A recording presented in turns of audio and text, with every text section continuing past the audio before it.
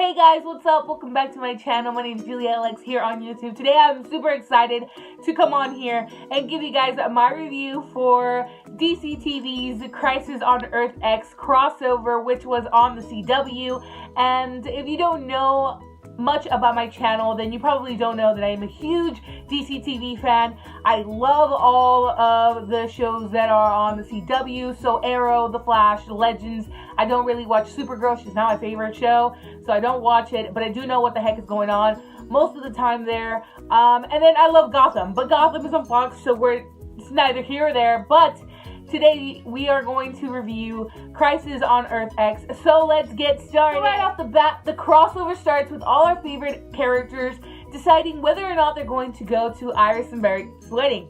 And just seeing the Arrow, Oliver Queen, back in that suit was so amazing. If you guys have not caught up on Arrow, then you probably don't know that he is no longer the Arrow. The Arrow in the Arrow show is John Diggle, which I love. A lot of people hate him as Green Arrow. I love him as Green Arrow. He's always been one of my favorite characters, so seeing him put on the Green Arrow mantle, I love. But seeing Ollie back in the suit was awesome as well. Yeah, we get to see him fight a bunch of ninjas, and they're deciding whether or not they're going to show up to Barry and Iris' wedding. Again, why wouldn't they? They're all best friends. And then we get to see the Legends, and they're somewhere back in time. I don't really know the date that they are in, but they're like back in time. And we only get to see a couple of the Legends, which is what made me super mad. So we get Sarah, Firestorm, so Jax and Martin Stein, and then we get Heatwave.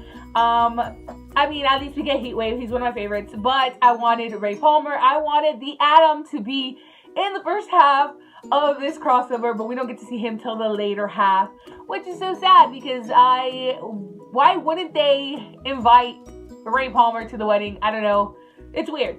But, yeah, so this whole thing is about Nazis from a different Earth coming down to take over our Earth, or Earth 1, and they're looking for Supergirl because they want her heart, and of course they want to take over, and, you know, Nazis. We also get a lot of love stuff, which, you know me, I hate Olicity. It's not my favorite ship.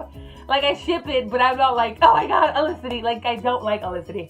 I don't really like Barry and Iris either, but I've been waiting so long to see them together. And of course, you know, Tornado Twins and Impulse being one of my favorite speedsters, I liked. So, yeah, we get to see a lot of people in this crossover, and it was so dope to see, especially the wedding scene, the actual scene inside the church.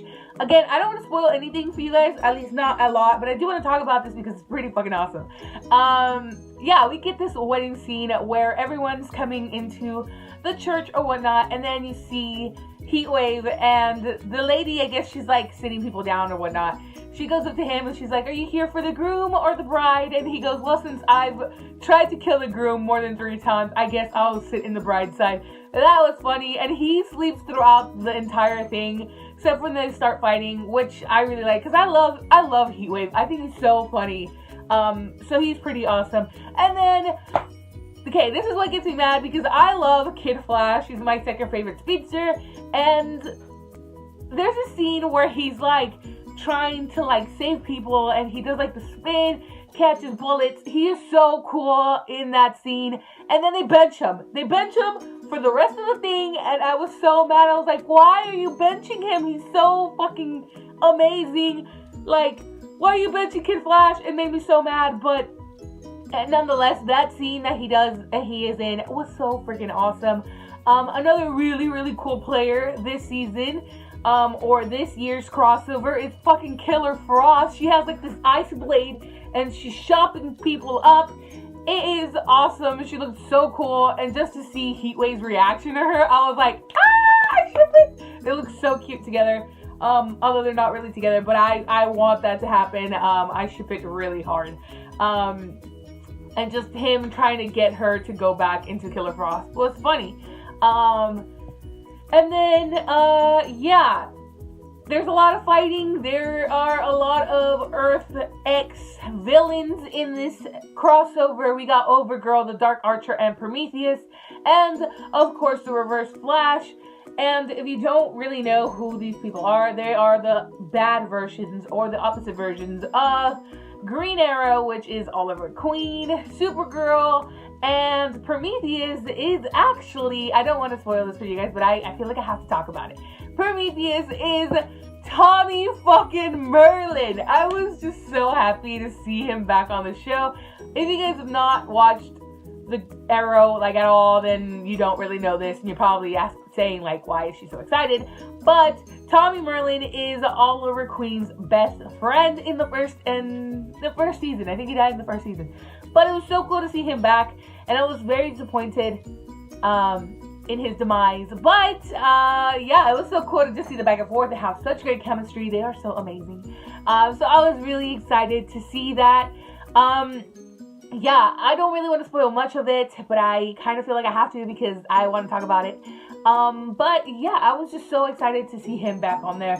I had heard that he was going to be in the Prometheus suit, which made me super excited. But yeah, nonetheless, our heroes are tracking down these versions of themselves, and they get trapped and sent to Earth X, where they meet a bunch of other groups of people, the Resistance, the Rebels, I don't really know their name, but we get to see the Ray and a version of Captain Cold that is not really Captain Cold. It's called Citizen Cold, which you guys, if you don't know me, I love Captain Cold. I love Leonard Snart, and I specifically love Wentworth Miller. I think he's beautiful. So just to see him come back and be this character was so freaking cute, and he is in a relationship with the Ray, and just to see them together made my heart flutter because I was like, oh, I love it, I ship it so hard. So I was really excited to see that. Of course, we do have gay characters in the Arrowverse, and Sarah hooks up with Kara's sister Alex, and I ship that. Yeah, I ship it. They're cute. Whatever. So there are gay characters in this series, but just to see Captain Cold come back and well, not really Captain Cold, Citizen Cold come back was awesome, because I love me some Wentworth Miller, so it was cool to see that. And yeah, so our people, our heroes, get stuck in Earth X, and they have to find a way to come back and help Kara because Overgirl is dying. She's dying, and she needs a heart. She needs Supergirl's heart, so the Reverse Flash and the Dark Arrow and of course Overgirl have Kara, and they are going to take her heart out and kill her, and it's awful.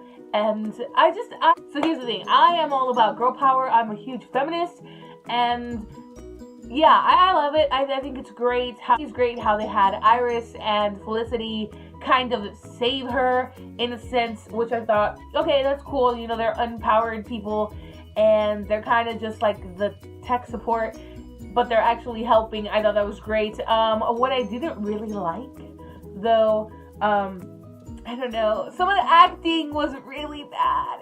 Okay, some of the acting was really bad, specifically Melissa Benoist as Overgirl. God, it was so cheesy. It was just so cheesy. And I know I'm going to get so much hate for it, but I did not like her as Overgirl. She cannot play a villain. I'm sorry. I just thought it was so over the fucking top. I do not like that. But I did like Stephen Amell as the Dark Archer. I thought he did great. He kind of was just the same, which was weird. He was so broody, which is what he is as the Arrow. So it wasn't a far stretch for me to see, okay, he could become that because he is very dark. But nonetheless, I was just like, oh God, take her off.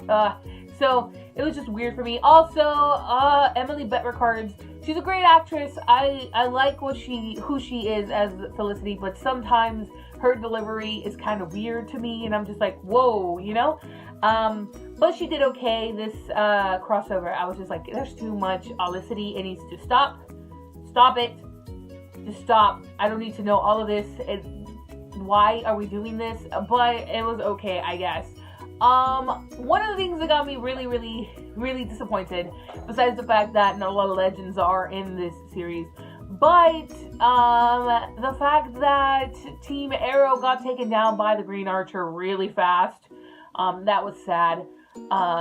Although we've seen it before in Arrow, he has taken down, Wild Dog and Mr. Terrific like that, but just the fact that they couldn't take him down like at all, like it didn't do any type of harm to him, and neither did freaking Killer Frost. He froze his fucking hand and he just shook it off like it was nothing. That was weird to me. But yeah, also Cisco gets knocked down like the first half and he's gone, doesn't come back till like the end, and I was like, what is going on? And he doesn't even fight. He is in the Wave Rider, which is very sad to me. I love any time Cisco vibes up. I love it. I think he's such an OP character, which may be the reason why he kind of was benched this year's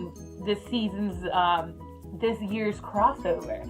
I guess that's why he was benched for most of it, but I was very disappointed. I wanted to see him kick some major ass like he did in the church scene, but nonetheless, I think this was a really great crossover. Last year's crossover was terrible only because it made me watch an entire episode of Supergirl just to get the last 5 minutes to be a part of the freaking crossover, and then I could have just skipped Supergirl and watched Arrow and The Flash and Legends because that all was together. I don't know. I do not like to watch Supergirl because it's just, it just takes so much of me and it's like a chore for me to watch.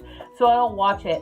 But this season, what I did like, or this year, what I did like was that it was all interconnected. Like, it was right off the bat. I didn't know if I was watching an Arrow episode, a Legends, a Flash, or Supergirl because it was all one thing. And it was amazing. Some of the stuff did look like it was a video game, which I have no issue with sometimes, especially not if it's a TV show because the budget for that is really low. So I didn't hate it, but I did really was like, it was so noticeable. It's like, whoa, this is so CGI'd, Another thing that I did like was Overgirl and the Dark Archer. They are a thing, they are married. So that was cool to see them together. I thought that was awesome. But yeah, I'm all over the place. Of course, you guys know me, I am all over the place. So this probably won't make any sense to you, but I totally think you guys should go out, watch those 4 episodes because they're really good, and you'll know what I'm talking about. Again, I did not want to spoil everything for you guys because I want you guys to go out and watch it because it's so good. And yeah. At the end, of course, we knew this was going to happen. We knew that Barry and Iris were going to get married, and we knew that they were going to have a dual wedding with Oliver and Felicity, and I thought that was cool. Whatever. Again, not a huge fan of Felicity, but the way they did that made me not cringe as much. So, yeah, I thought it was okay. Yeah, there's not much for me to say where I cannot spoil the entire thing, but I just want to tell you guys that the last half of this crossover, so Tuesday night's half, was freaking awesome. It was so good to see everyone come together, and just that walk where they're all lined up was super dope.